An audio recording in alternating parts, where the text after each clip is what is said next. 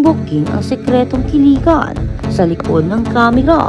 Pamilya Aquino tuluyan na nga bang tatanggapin si Riza May Dizon dahil sa nakakagulat na reaksyon ni Kuya Josh? Isang nakakabinging bulong-bulungan ang biglang yumanig sa makulay na mundo ng telebisyon matapos masaksihan ng mga nakasaraang pinto ang isang hindi inaasahang kaganapan sa likod ng entablado ng pinakamatagal na noontime show sa bansa.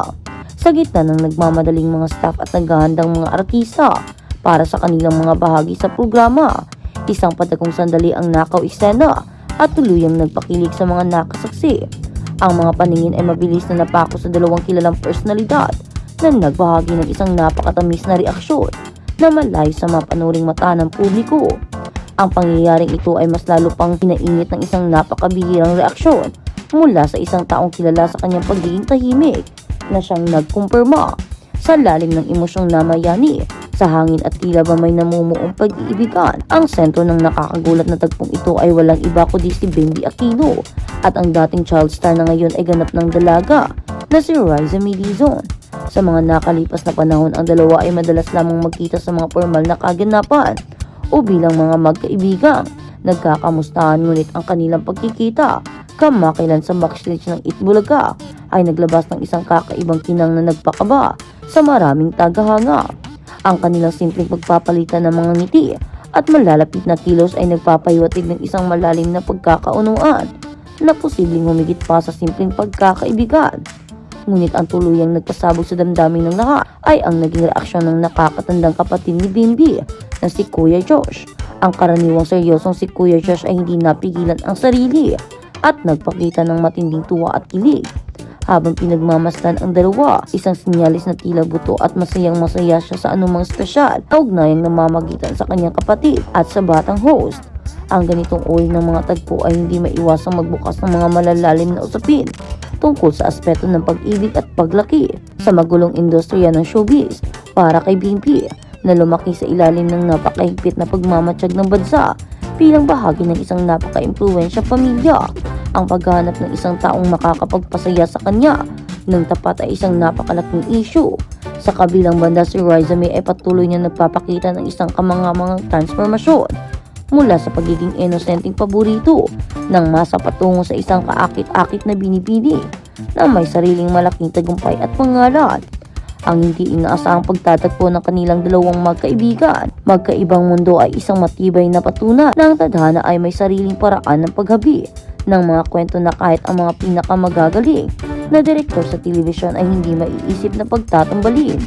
Ang mainit na pagtanggap ni Kuya Josh sa sitwasyon ay nagbibigay ng isang napakalakas na mensahe ng suporta na napakabihirang makita at makuha mula sa isang kilalang pamilya.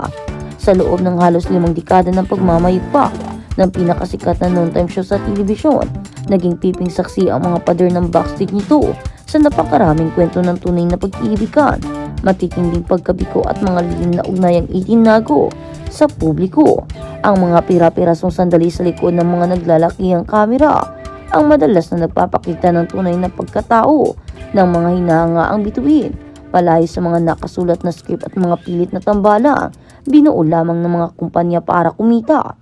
Ang hindi inaasahang pagpapakita ng purong emosyon ni Kuya Josh ay nagpapatunay lamang na ang mga palitan ng tingin at kiligin na Bimbi at Riza May ay hindi isang gawa-gawang palabas, kundi isang natural na manifestasyon ng pagiging kabataan na unti-unting namumutgagad sa isang mas malalim na samahan sa isang industriya kung saan ang karamihan ng mga galaw ay madalas nakadirekta at planado. Ang mga ganitong kusang pangyayari ang siyang talagang bumibihag sa atensyon ng bawat Pilipino, habang patuloy na nag-iingay at pinag-uusapan ang usaping ito sa bawat sulok ng social media.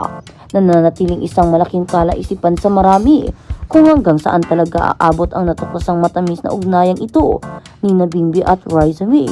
Ang buong bansa ay walang kurap na nakaabang sa bawat magiging hakbang ng dalawa, lalo na at nakakuha na sila ng tila formal na basbas mula sa isa sa mga pinakamahalaga at pinoprotektahang miyembro ng kanilang angkan. Kahit ano paman ang maging pinal na kahinatnan ng nakakilig na kwentong ito, sa hinaharap, isang malaking katotohanan ang nananatiling malinaw.